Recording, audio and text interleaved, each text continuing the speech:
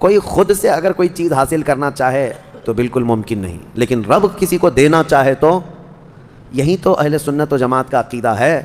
علم غیب جو حضور صلی اللہ علیہ وسلم کے لیے ہم مانتے ہیں، یہ لوگ کہتے ہیں یہ سنی بریلوی سب شرک کر جاتے ہیں، رسول کے لیے بھی غیب کا علم مانتے ہیں کہ اللہ عالم الغیب والشہادہ ہے، رسول کیسے عالم الغیب ہو گئے؟ میاں یہی تو سمجھنے کی بات ہے کہ ہم یہ نہیں کہتے کہ رسول بھی اللہ کی طرح علم غیب رکھتے ہیں، نہیں، ہم یہ کہتے ہیں اللہ جسے چاہے جتنا عطا فرمائے، اور اس نے اپنے رسول کو بے حساب عطا کیا، یہ قرآن میں ہے، تو تمہارا اور میرا جھگڑا کس بات کا؟ اللہ کی عطا پر ہے، اللہ کی عطا پر جھگڑا کرو گے؟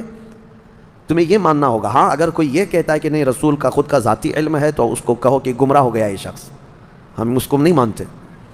رسول پاک صلی اللہ علیہ وسلم کو ہو یا دنیا میں کسی بھی شخص کے بارے میں تم اگر یہ مانتے ہو کہ اس کی خود کی حاصل کی بھی طاقت ہے، ہم اس شخص کو کہتے ہیں کہ یہ شرک کی طرف جا رہا ہے۔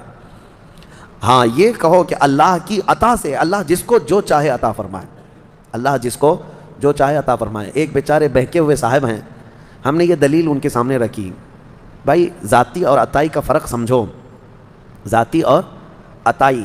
ذاتی کا مطلب اللہ کی جتنی طاقتیں ہیں وہ اس کی خود کی ہیں، اس کو کسی نے دیا نہیں ہے، اور رسول کو جو کچھ بھی ملا ہے وہ ان کی خود کی نہیں ہے بلکہ یہ اللہ کی عطا کی ہوئی ہیں، اللہ کی بات سمجھ میں آئے؟ وہ صاحب جو ہے وہ بھڑک گئے، کہا کہ یہ سب فرق آپ نے پیدا کیا ہے، اس کا مطلب یہ ہے کہ اللہ جسے جو چاہے وہ سب دے گا۔ کہا اس میں تمہارا اور ہمارا اللہ مشورہ نہیں لے گا کہ کس کو کیا دینا ہے، کسی کو علم سے نوازا، کسی کو دولت سے نوازا، کسی کو صورت سے نوازا، کسی کو سیرت سے نوازا، وہ جس کو جو دینا چاہے۔